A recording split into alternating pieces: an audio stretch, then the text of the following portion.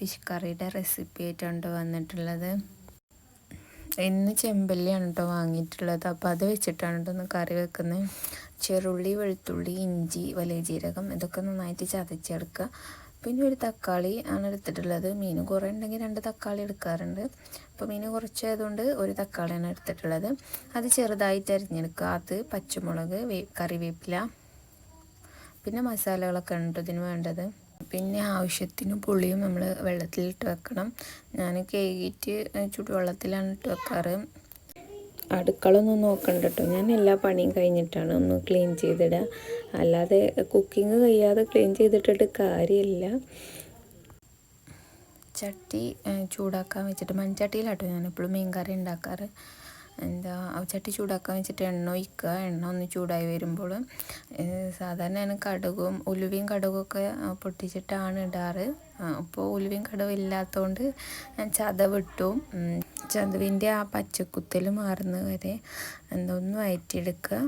അതിന് ശേഷം മുളക് പൊടിയാണ് കേട്ടോ ഇടുന്നത്. നമ്മളുടെ എരിവിന് പാകത്തിനനുസരിച്ചുള്ള മുളക് പൊടി ഇടാം. ഞാൻ ഏകദേശം 2 സ്പൂണ് അളവിലൊക്കെ മുളക് പൊടി ഇടുന്നുണ്ട്. എന്നിട്ട് ഒന്ന് വഴറ്റിയെടുക്കുക. പിന്നെ അതുപോലെ മസാലകൾ മഞ്ഞൾപ്പൊടി, മല്ലിപ്പൊടിയൊക്കെ ഇടുക. അത് ജസ്റ്റ് ഒന്ന് വഴറ്റിയെടുത്തതിന് ശേഷം തക്കാളി ചെറുതായി അരിഞ്ഞത് അതിലേക്ക് ഇട്ട് കൊടുക്കുക. പിന്നെ തക്കാളി ഒന്ന് ഇതാവാൻ വേണ്ടിയിട്ട് നമ്മൾ കുറച്ച് പുളിവെള്ളം മാത്രം പകർന്നു കൊടുക്കുക. അതിൽ കിടന്നുകൊണ്ട് ഒന്ന് വേവാൻ വേണ്ടിയിട്ട്. എന്നാലും നന്നായിട്ട് ഉടഞ്ഞ് കിട്ടും കേട്ടോ. ഫുള്ളായിട്ട് വെള്ളം പകരരുത്, ഒരു തുള്ളി വെള്ളം എന്നുള്ള രീതിയിൽ പകർന്നു കൊടുക്കുക. എന്നിട്ട് പിന്നെ പച്ചമുളകൊക്കെ ഇട്ട് ഒന്നും കൂടെ വഴറ്റിയെടുക്കുക. അതിൻ്റെ ശേഷം കറിവേപ്പില ഇട്ട് കൊടുക്കുക.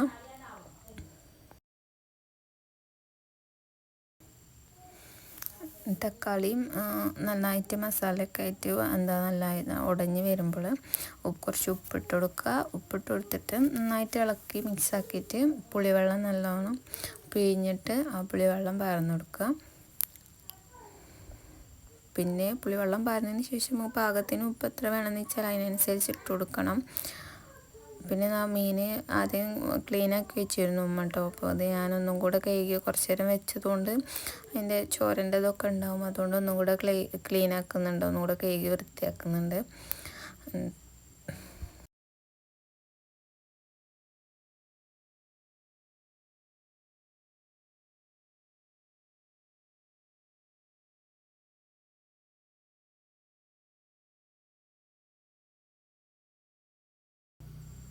അപ്പോഴേക്കും നമ്മൾ മസാല ഒക്കെ ഒരുവിധം വഴന്ന് വന്നിട്ടുണ്ട് കേട്ടോ. എന്നിട്ട് ബാക്കിയുള്ള പുളിവെള്ളം കൂടെ അതിലേക്ക് പകർന്നു കൊടുത്തിട്ട് ഉപ്പും കാര്യങ്ങളൊക്കെ നോക്കിയിട്ട് വേണമെങ്കിൽ ആവശ്യമുണ്ടെങ്കിൽ വീണ്ടും ഇട്ട് കൊടുക്കുക കേട്ടോ.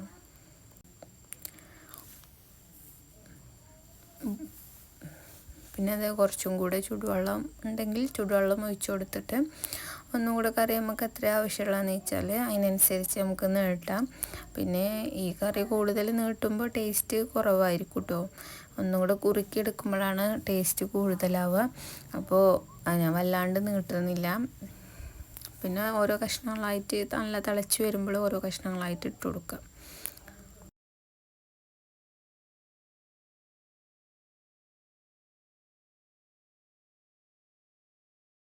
അങ്ങനെ മീൻകറി നന്നായിട്ട് തിളച്ചുകൊണ്ടിരിക്കുന്നുണ്ട്. പിന്നെ നന്നായി തിളച്ചോട്ടെ, അത്യാവശ്യം വേവൊക്കെ ഉണ്ടാവും ചെമ്പല്ലി ആയതുകൊണ്ട്. അപ്പോൾ ലാസ്റ്റ് ഒരു കറിവേപ്പില തണ്ടോട് കൂടെ വെക്കുക. പിന്നെ അതുപോലെ കുറച്ച് പച്ച വെളിച്ചെണ്ണയും ഒറ്റിച്ച് കൊടുത്താൽ നമ്മളെ ഫിഷ് കറി ഇവിടെ റെഡി ആയിട്ടുണ്ട്. റെസിപ്പി ഇഷ്ടപ്പെട്ടാൽ ട്രൈ ചെയ്ത് നോക്കിയിട്ട് കമൻറ്റ് ഇട്ടോളി. ഇനിയും കുക്കിംഗ് വീഡിയോസൊക്കെ ചെയ്യണമെന്നുണ്ടെങ്കിൽ കമൻറ്റ് ചെയ്തോളി.